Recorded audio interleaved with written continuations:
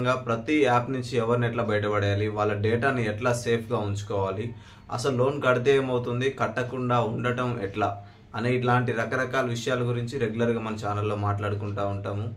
మీలో ఎవరైనా ఇంకా కొత్తగా మన ఛానల్ సబ్స్క్రైబ్ చేసుకోకుండా చూస్తూ ఉన్నట్టయితే సబ్స్క్రైబ్ చేసుకొని సపోర్ట్ చేయండి. ఈరోజు ముఖ్యంగా ఎవరైతే ఫేక్ కాంటాక్ట్స్ పెట్టి నేను లోన్ తీసుకుంటాను, ఈ యాప్స్ నుంచి ఎంతో కొంత మనీ లూట్ చేద్దాము అని ఎవరైతే అనుకుంటారో వాళ్ళ కోసం మాత్రమే ఒక వ్యక్తి యొక్క ఆవేదన నేను రికార్డ్ చేసి మీ ముందుకు తీసుకురావడం జరుగుతుంది. ఎవరు కూడా ఇట్లాంటి వాటి జోలికి వెళ్లకుండా ఉండండి. మ్యాక్సిమం నేను లాస్ అయ్యాను, వాటిని ఎంతో కొంత లూట్ చేద్దాము అనుకునే వాళ్ళు ఎవరైనా ఉంటే ఒకసారి ఆలోచించండి. ఇది పార్ట్ 1 పార్ట్ 2గా రికార్డ్ చేశాను. ఒక వ్యక్తి యొక్క ఆవేదన, ఫస్ట్ అతనికి ఫేక్ కాంటాక్ట్స్తో లోన్ తీసుకున్న దగ్గర నుంచి మళ్ళీ ఒరిజినల్ కాంటాక్ట్స్ ఆ ఏజెంట్ ఎన్ని రోజులకు సెండ్ చేశాడు, ఎట్లా బ్లాక్మెయిల్ చేశాడు అనే విధంగా మనం రికార్డ్ చేయడం జరిగింది. అతని యొక్క వాయిస్ని మీరు ఒకసారి వినండి, మీకు కూడా క్లారిటీ అనేది వస్తుంది.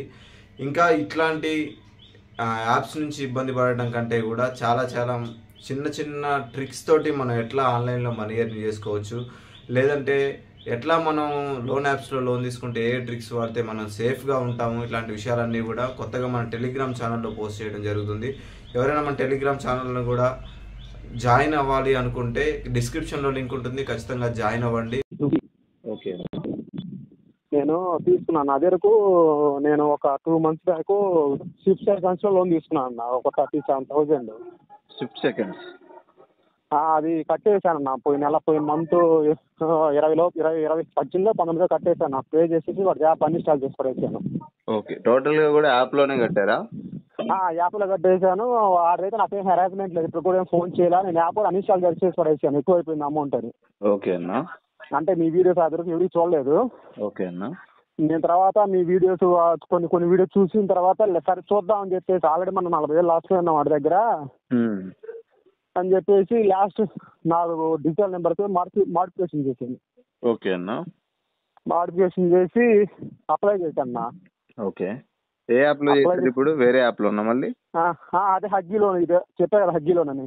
ఇప్పుడు హగ్గీ లోన్లో మాడిఫై చేశాక అప్లై చేశారు? అప్లై చేశాను. ఓకే. అన్ని వాడు ఈరోజు డ్యూ డేట్, ఈరోజు 6th డే. ఓకే. మీకు ఫోన్ చేయకముందు ఒక అరగంట ముందు వాట్సాప్ అని పెట్టేశాడు. మీ కాంటాక్ట్స్ అన్ని వాట్సాప్కి పెట్టాడు? వాట్సాప్లో పెట్టేశారు కాంటాక్ట్ లిస్ట్ మొత్తం. ఓకే. కాబట్టి నేను చేసిన మొత్తం ఫేకే వచ్చేసింది. ఓకే. నా డౌట్ ఏంటంటే అన్న, ఆల్రెడీ అదరకు మనం స్విఫ్ట్ సెకండ్స్లో వేలు పెట్టున్నాం కదా, అవును. ఇదేమన్నా ఆ డేటా మనం కట్టకపోతే ఆ డేటా మీరేమైనా తీసుకోగలడా అని. ఏంటంటే అన్న,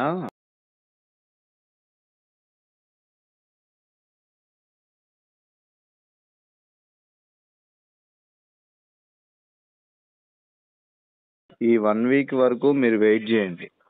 వెయిట్ చేసిన తర్వాత మళ్ళీ మీకు వాడు కాంటాక్ట్ సెండ్ చేస్తూ ఉంటాడు రెగ్యులర్గా. వాట్సాప్ ఆన్లో ఉంచుకోండి, పర్లేదు. నేను ఆన్లో ఉంచుకొని వాడు కనుక ఆ డేటా అనేది 90% తీసుకునే ఛాన్సెస్ ఉన్నాయన్న. ఎందుకంటే ఇంతకుముందు మనం రెగ్యులర్గా మాట్లాడుతూ ఉంటాం కదా కాల్స్. వెంకటేష్ అని సేమ్ సిచ్యువేషన్, అతను ఒక 3 lakhs వరకు లాస్ అయ్యిండు. తర్వాత ఏం చేసిందంటే ఫేక్ నెంబర్ తీసుకొని ఫేక్ కాంటాక్ట్స్ అన్ని ఇచ్చి అదే మొబైల్ నెంబర్తో ఫేక్ కాంటాక్ట్స్ అన్ని ఫోన్లో ఎక్కించుకొని అప్లై చేసిండు. దగ్గర ఒక 2 lakhs వరకు మళ్ళీ తీసుకున్నాడు.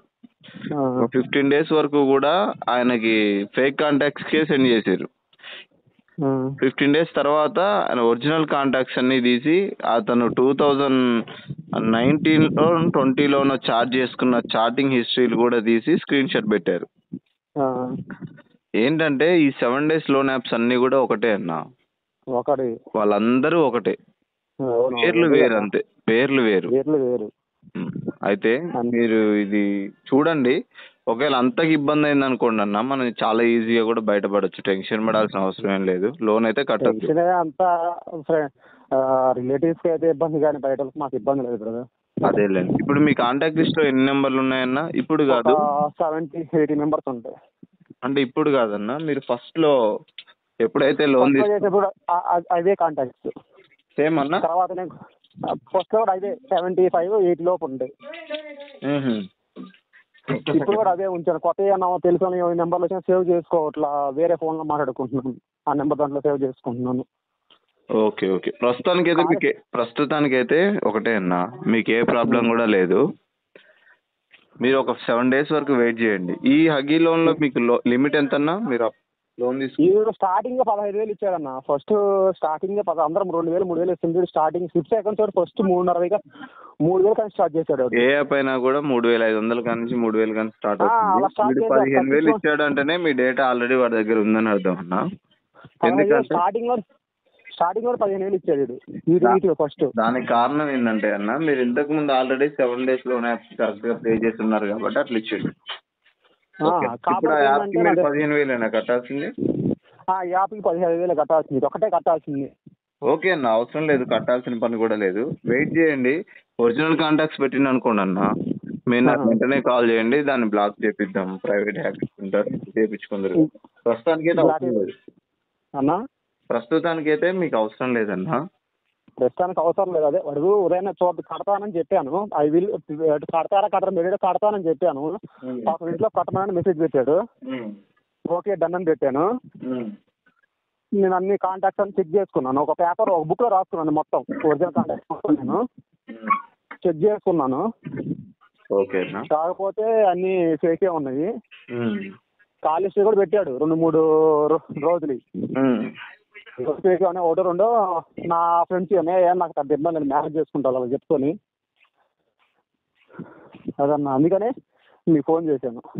ఓకే అన్న, వెయిట్ చేయండి, ప్రాబ్లం ఏమి ఉండదులేండి. ఒకవేళ అంతకు వాడు ఒరిజినల్ కాంటాక్ట్స్ మీకు పంపించింది అనుకోండి అన్న, మీరు నాకు కాల్ చేయండి, దాని గురించి నేను ఎక్స్ప్లెయిన్ చేస్తాను. ఓకే, ఇప్పుడు వాట్సాప్ ఆన్ ఉంచుకోమంటావా? కాల్ ఉంచుకోండి అన్న, పర్లేదు ఉంచుకోండి, కానీ వాడికి రిప్లై ఇవ్వద్దు. పొద్దులు ఫోన్ చేసి సతాయిస్తా అంటాడు వాట్సాప్ ఫోన్. సరే, ఓ పని చేయండి, అన్ఇన్స్టాల్ చేసేయండి. కాకపోతే ఏంటంటే వాట్సాప్ ఆన్ లో ఉంచుకుంటేనే వాడు మన ఒరిజినల్ కాంటాక్ట్స్ పంపిస్తున్నాడా లేదా తెలుస్తుంది. మీరు ఆన్ లో ఉంచుకోండి, అవసరం అనుకుంటే నెట్ ఆఫ్ చేయండి. వాడు కాల్ చేసినా కూడా మీకు పెద్ద ఇబ్బంది ఉండదు. వైఫై మీద వాడతారన్న, వైఫై ఉంది, ఫ్లైట్ మోడ్ లో పెట్టేసి వైఫై ఆడుకుంటా. అట్లా చేయండి, ఆ పని చేయండి, సింపుల్ గా ఉంటుంది. ఓకేనా? సరేనా, థ్యాంక్స్ అన్న. రైట్.